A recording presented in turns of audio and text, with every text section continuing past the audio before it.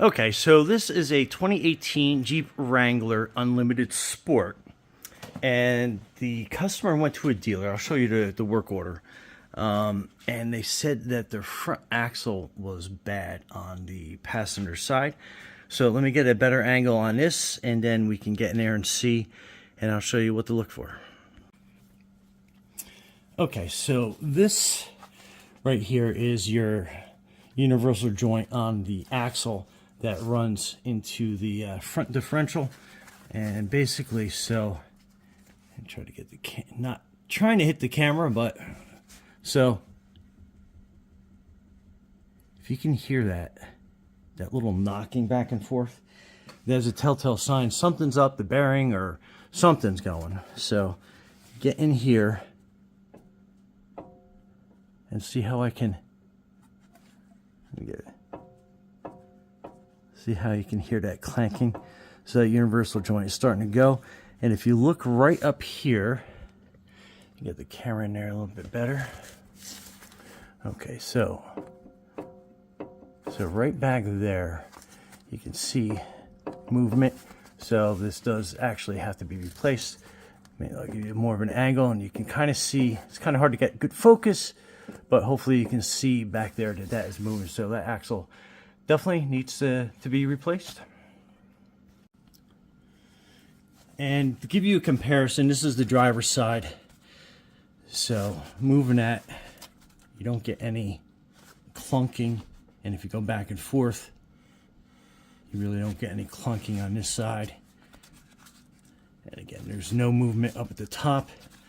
So this universal joint is still in good shape, but again, recommendations is always to replace universal joints in pairs, just because they have the same amount of mileage on them. But again, just so there is no knocking. And then if you go back and forth with the wheel, you can, kind of hard to tell, but if you got stereo, you can tell that you are hearing that rattle from the other side, just to kind of give you an idea of that movement on there.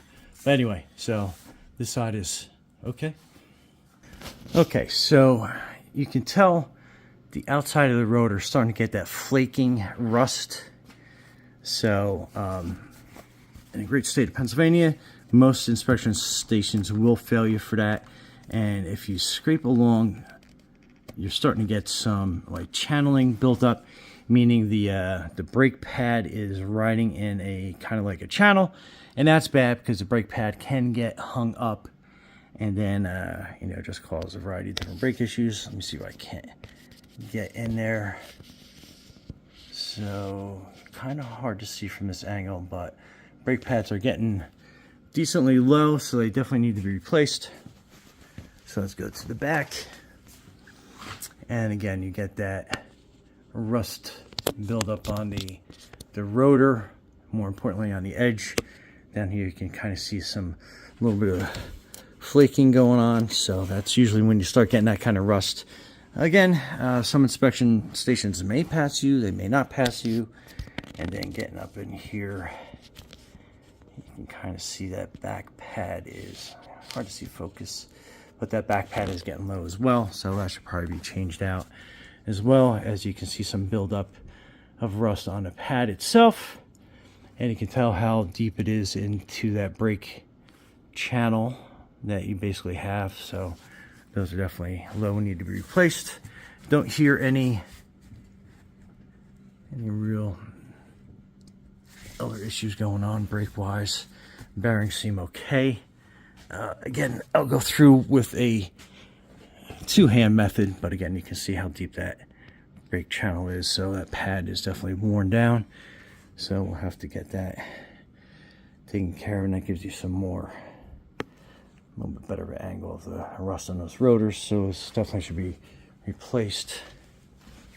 And then back up here on the front, again, hard to kind of see, but you can kind of tell how far down the brake channel that part of the brake actually is. So definitely, you know, time to replace those. And again, you can see the rust, and this is kind of real bad, the flaky. Let me get a better focus. the flakiness of that as well.